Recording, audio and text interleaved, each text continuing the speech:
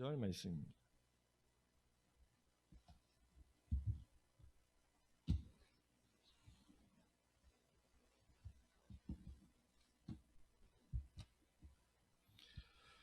저와 여러분이 한 절씩 교독하겠습니다.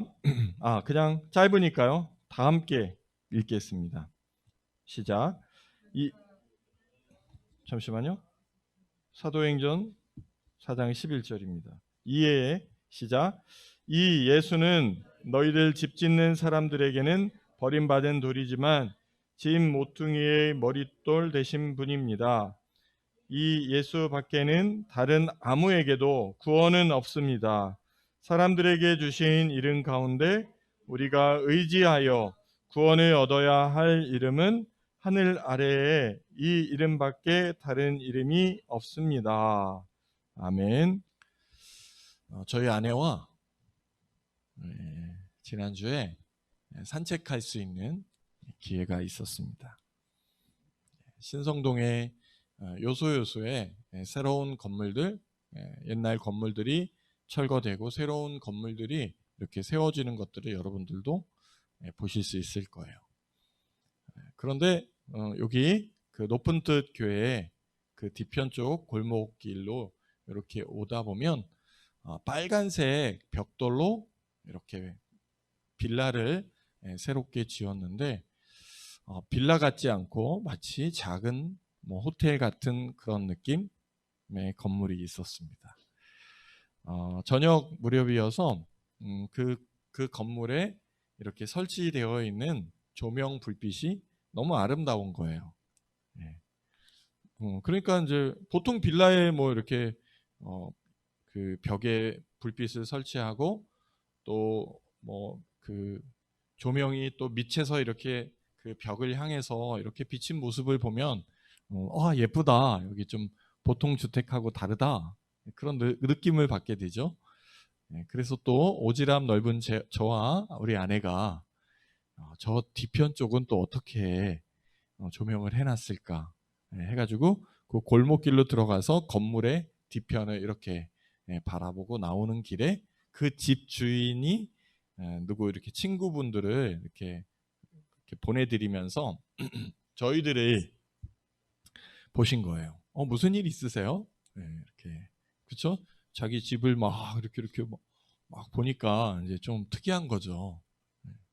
그래서 네, 집이 너무 멋져가지고 저 뒤에 조명 불빛을 보게 되었습니다. 그랬더니 이분이 우리를 엄청 이제 환대를 하시는 거예요. 그러세요? 그러시면서 이제 그 집을 건축하게 된 배경, 그래서 저희가 1년 반 전부터 설계를 하고 많은 건축 박람회를 이렇게 둘러보고 또 많은 그 건축 관련된 잡지책을 보면서 자료를 막 수집했다는 거예요. 그래서 이렇게 건축을 했다고 그러시면서 이제 또 1층부터 2층, 3층, 4층까지 주인 세대 4층까지 자기네 집을 오픈하기도 쉽지 않잖아요. 그런데 집까지 다 엘리베이터 타고 처음엔 걸어갔죠. 걸어가서 집을 다 이렇게 둘러보는데 베란다, 무슨 화장실, 그 옷 드레스룸이라고 하죠. 옷 벗어 놓는 드레스룸, 그 다음에 복층으로 돼가지고 2층에 또 이렇게 올라가서 그러니까 저희가 거의 1시간 가량을 그분의 안내를 받으면서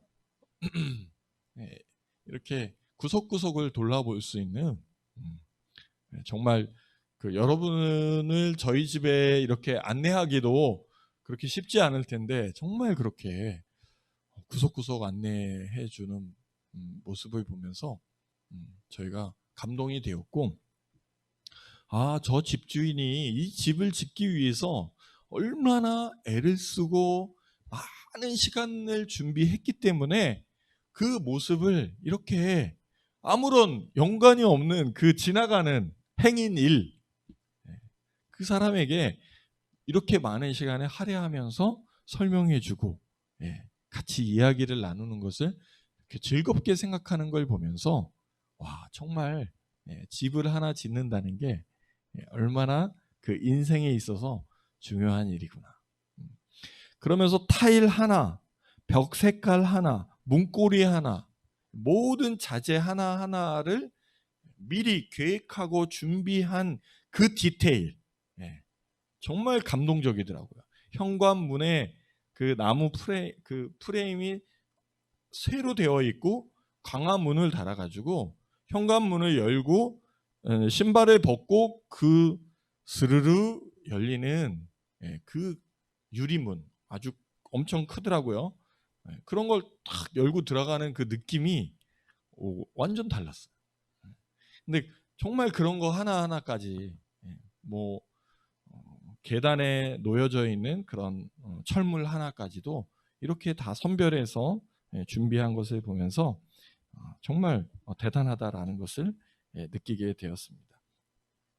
오늘 왜 이런 건축에 대한 이야기를 여러분들께 설교 서두에 말씀드리냐 하면 오늘 나눈 말씀 가운데 이렇게 건축자, 집을 짓는 사람이 버린 돌이 집 모퉁이의 머릿돌이 되었다.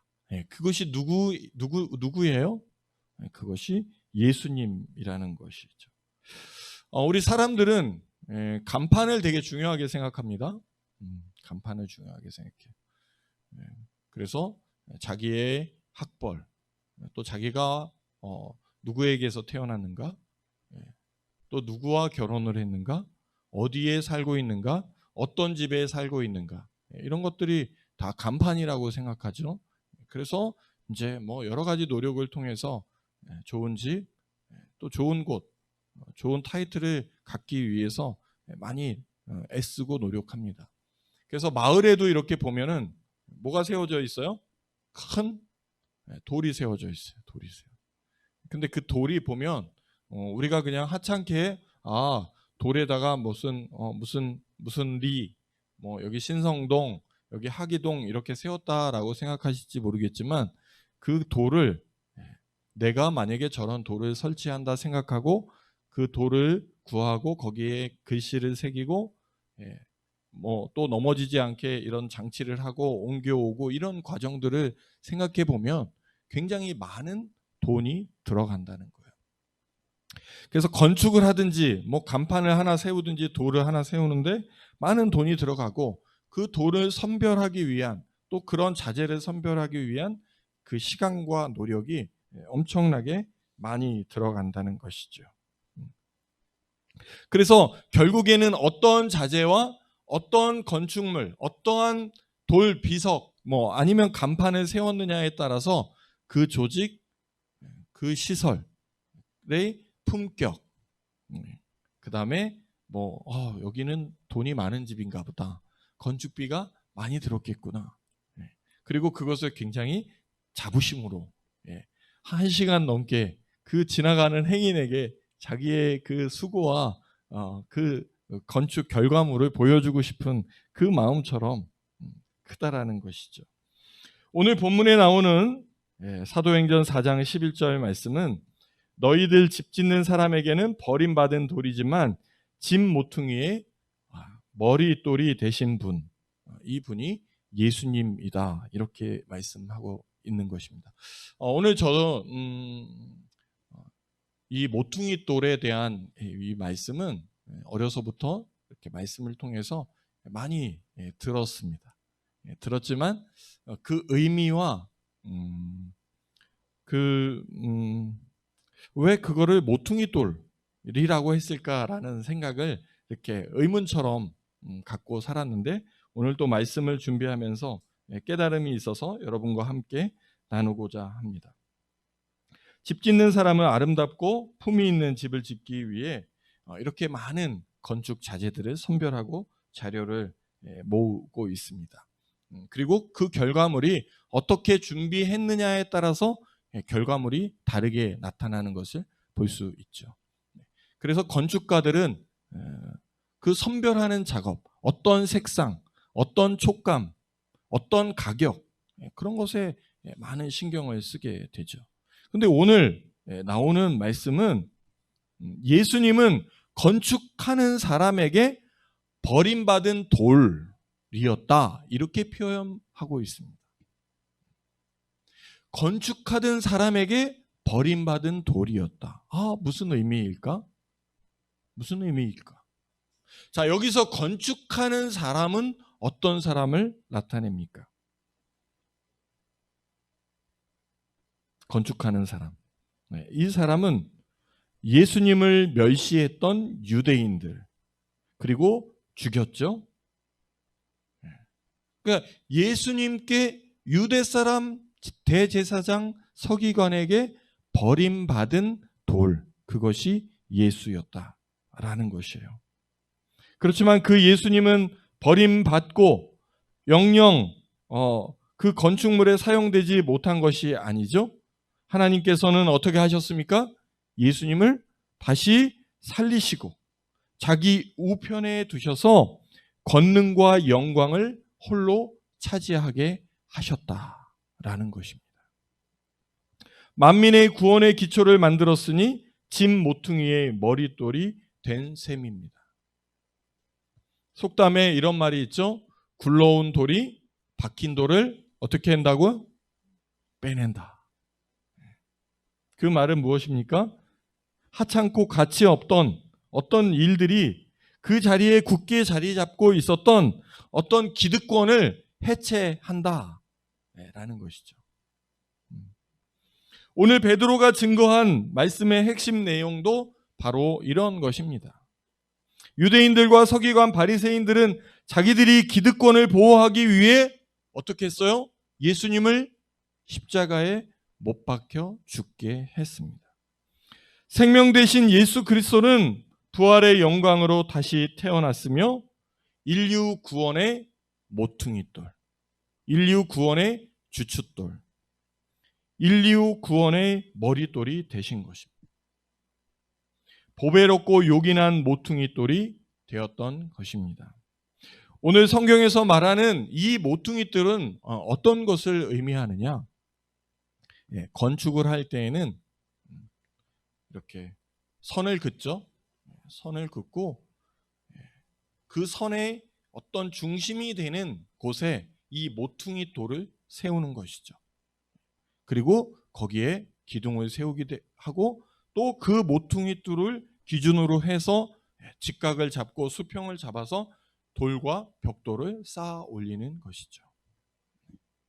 그러니까 그 건축물의 중심의 역할을 한다라는 것이에요. 인류 구원의 주춧돌, 인류 구원의 모퉁이 돌을 누가 하셨다고요? 예수 그리스도가 하셨다는 거예요.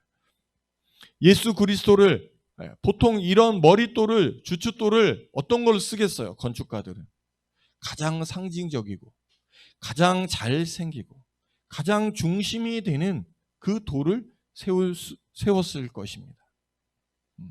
그렇지만 오늘 나오는 예수님의 이 머릿돌은 건축가가 버린, 그러니까 유대인과 서기관과 사두개인들이 버린, 형벌에 처한 그 예수님을 하나님께서는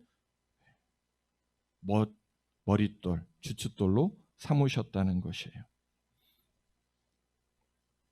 베드로와 요한이 의회에 끌려오게 됩니다. 예수님이 부활을 내세워 죽은 사람들의 부활을 선전하고 있는 것에 격분해서라고 오늘 본문 사도행전 4장 1절에 말씀하고 있습니다. 베드로와 요한이 의회에 끌려오게 되는 것이에요. 왜 그랬어요? 예수님의 부활을 이야기하면서 자, 이제 죽은 사람들도 예수님처럼 부활하게 될 것입니다. 그것을 유대인들은 뭐라고 생각했어요? 거짓 선전이라고 생각한 거예요. 그 말에 격분해서 이 사람들을 끌어다가 감옥에 가두는 일이 생겨요. 그렇지만 많은 사람들은 오늘 사도행전 4장 4절 말씀에 보면 믿는 사람이 많으니 남자 수가 5,000명이나 되었다. 이 베드로 사도의 말에 많은 사람들이 믿고 동의했다는 거예요. 5,000명이 넘는 사람들이 그 말을 믿게 되는 것이에요. 그런 믿는 사람들이 늘어나는 모습을 보면서 위협감을 느낀 이 유대인들은 이렇게 질문합니다. 대체 무슨 권세와 누구의 이름으로 이런 일을 하였습니까? 베드로는 말합니다. 10절. 여러분은 십자가에 못 박혀 죽였으나 하나님이 죽은 사람들 가운데서 살리신 나사렛 예수의 그리스도의 이름으로 된 것입니다. 라고 이야기합니다. 너희들은 십자가에 못 박힌 예수 그리스도, 나사렛 예수 그리스도의 이름으로 우리가 안진뱅이를 일으키고 부활의 기쁜 소식을 전하고 있는 것이라고 이야기하는 것이에요. 11절에 결론적으로 이렇게 이야기합니다. 오늘 본문에 읽은 말씀이죠. 이 예수는 너희들 집 짓는 사람들에게는 버림받은 돌이지만 집 모퉁이의 머릿돌이 되신 분이다 라고 이야기합니다. 12절. 이 예수 밖에 다른 아무에게도 구원이 없다. 여러분, 우리를 구원하실 분은 누구밖에 없습니까? 예수밖에 없다라고 말하고 있는 것이에요. 오늘 말씀을 적용해 보겠습니다. 머릿돌 되신 예수님, 구원의 주출돌 되신 예수님, 부활 생명의 근원석 되신 예수님, 인간적으로 가치 없고 모나고 못생겨서 쓸모없어 건축자에게 버림받은 그 건축 현장의 구석에서 처박혀 있던 저와 여러분들을 사용하셔서 이 세상 가운데 구원의 머릿돌, 부활의 영광의 주춧돌로 저와 여러분들을 삼으시고 부르셨다라는 것이에요. 여러분, 여러분에게 변변치 않다 이렇게 얘기하면 결례일 것 같고, 저 스스로 실수도 많고, 변변치 않은 저를 부르셔서 하나님께서 저를 사용하시겠다고 이 일을 맡기시고 이루어 가시는 그 과정들을 보면 너무 감사하다. 예수님께서는 사회적으로 타이틀이 있고 권력을 가지고 있던 사람들을 제자로 부르셨어요? 안 부르셨죠. 어부, 세리, 다양한 그 사회에 별 볼 일 없는 지난주에 조한나 선교사님이 말씀하신 어중이 떠중이 불러서 인류 구원의 사명을 맡겨주신 것처럼 저와 여러분이 부족하고 인간적으로, 출생적으로, 사회적으로 재산이 많거나 능력이 있어서 탁월한 외모가 있어서 하나님이 저와 여러분을 부르신 것이 아니라는 것이에요. 흠없고 모나고 건축가가 보기에는 별 볼 일 없는, 세상 사람들이 보기에는 별 볼 일 없는 모난, 주춧돌로 쓰기에 적합하지 않은 것 같은 저와 여러분을 하나님은 선택해서 불러주셨다는 것이에요. 여러분, 이 말씀에 대해서 여러분 믿으십니까? 여러분들이 이 땅에 모퉁이돌로, 머릿돌로 여러분들을, 저와 여러분을 부르셨음을 믿습니까? 아멘. 모나고 못생겼지만 쓸모없어 버려져 아무짝에 쓸모없는 그런 돌 하나에 불과하다는 그런 생각들을 우리는 가질 수 있을 것이에요. 낙담하고 절망하고 열등감에 빠져 허우적거리는 우울한 저와 여러분들을 부르셔서 머릿돌 삼으시고 주춧돌 삼으시고 구원의 역사에,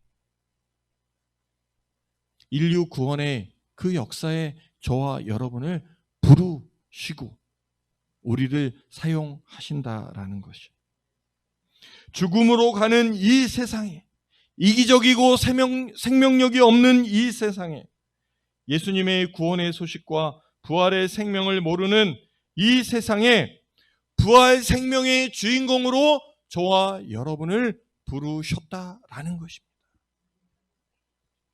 나사렛 예수 그리스도의 이름으로, 나사렛 예수 그리스도의 힘을 입어서 된 거라고 증거한 베드로처럼 저와 여러분이 금과 은 나 없어도 내게 있는 건 너에게 주니 곧 나사렛 예수의 이름으로 일어나 걸으라 라고 말씀하셨던 그 선포처럼 나에게는 능력이 없고 나의 출생 배경은 초라하고 내가 가진 것은 없고 나는 내가 대학교 나온 것은 변변치 않다라고 생각할 수 있지만 나사렛 예수 그리스도의 이름으로 내가 이 일을 감당하고 있고 내가 이 일을 감당할 수 있습니다 라고 선포하고 나사렛 예수의 능력과 나사렛 예수의 권세를 증거하는 예수님의 뜻을 받들어서 성령님의 뜻을 받들어서 우리의 삶 속에서 작은 일이라도 실천해내는, 오늘 상규 형제가 좀 일찍 왔더라고요. 주방에서 저희들이 막 음식 준비를 하는데 탁 왔어요. 와, 너무 멋지더라고요. 그래서 정국 형제가 칼질을 하고 있었습니다. 정국 형제의 이 칼질이 그냥 이루어진 게 아니다. 목사님의 많은 구박과 시련을 통해서 이 정도의 단계가 된 거야. 잘 배워도 이렇게 이야기를 했어. 그죠? 잘 배울 거죠?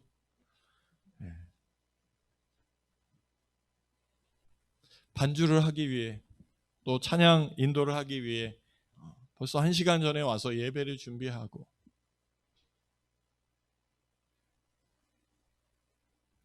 또 예배 시간에 늦지 않게 하기 위해서 또 애들을 깨우고 준비해서 이렇게 예배에 오는 그 과정과 시간이 쉽지 않죠. 우리 예주자매는 어떻게 같이 왔어요? 하늘자매랑? 따로 왔어요? 와, 버스 타고 감사해요. 여기 오는 과정이 쉽지 않았죠, 그렇죠? 가야 돼, 말아야 돼.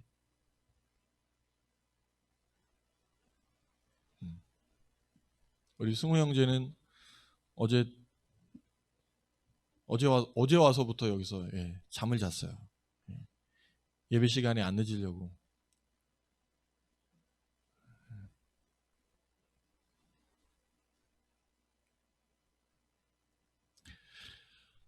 모퉁이돌 되고 머릿돌 되셨던 예수님이 저와 여러분을 인류 구원에,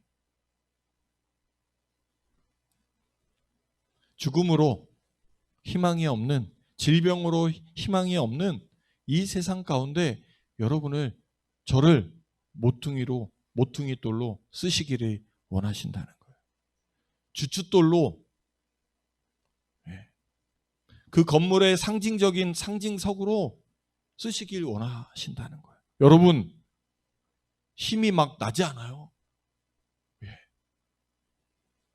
이 말씀을 준비하는데 와, 그렇구나. 부족한, 버려진 그 돌 같은 인생에 별 볼 일 없는 나를 통해서 하나님이 인류 구원에 이 거룩한 사역에 나를 사용하시는구나. 그래서 여러분에게도 도전을 주고 싶어요. 도전을. 변변치 않은 단점도 많고 부족한 것도 많고 뭐 주변에 둘러봐도 나를 도우려는 사람이 없는 것 같고 통장을 열어봐도 뭐 잔금은 별로 없고 쓸 곳은 많은데 어떻게 내가 하나님의 거룩한 사역을 감당하게 될까 생각하지 않아요? 그렇지만 나사렛 예수 그리스도의 이름으로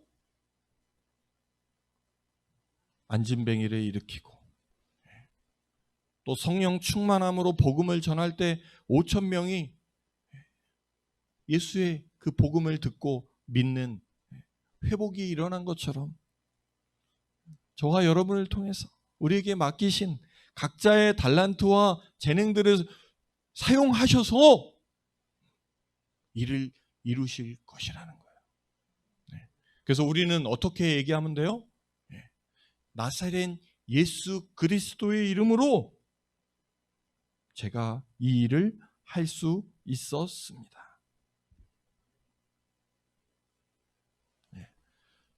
아마 이제 세상 사람들이 여러분에게 물어볼 것입니다. 어떻게 그 일을 하셨어요?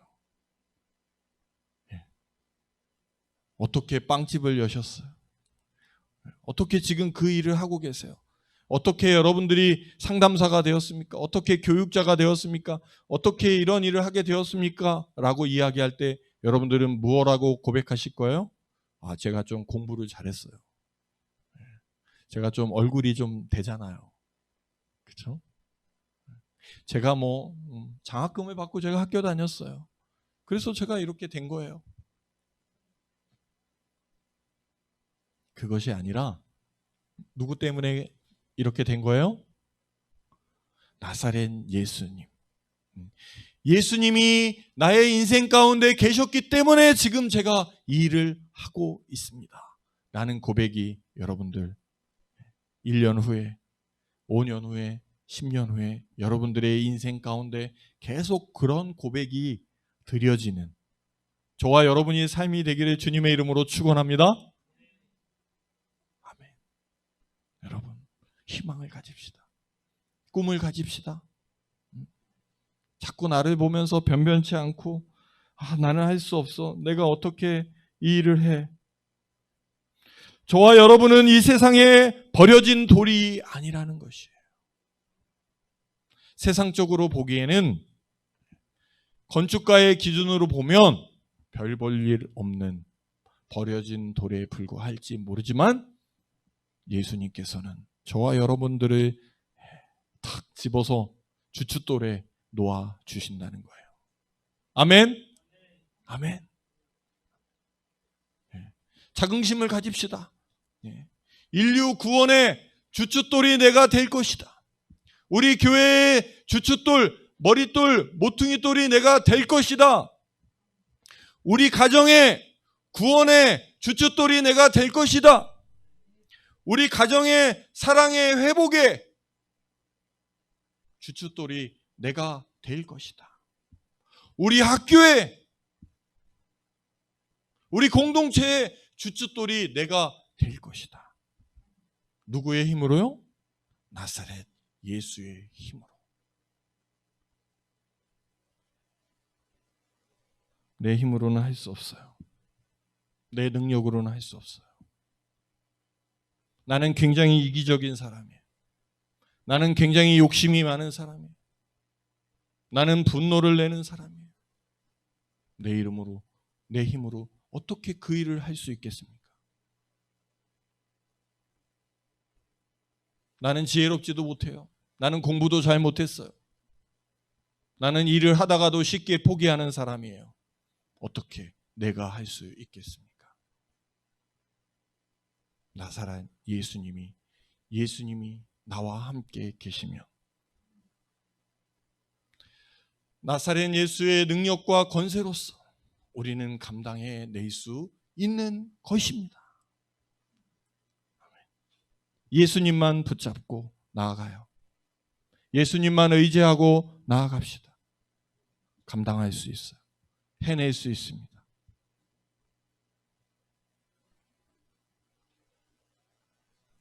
사람에게는 버림받은 돌이지만 우리들도 이 세상 가운데 머릿돌 삼으신 예수 그리스도를 기억하시길 바랍니다.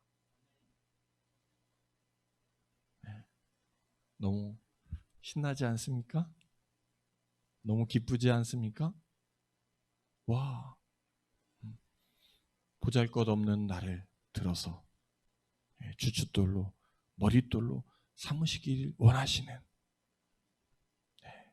그 하나님, 너무 감사합니다. 나의 인생을 들어 써주실 그 하나님의 은혜가 너무 기대됩니다. 너무 감사합니다.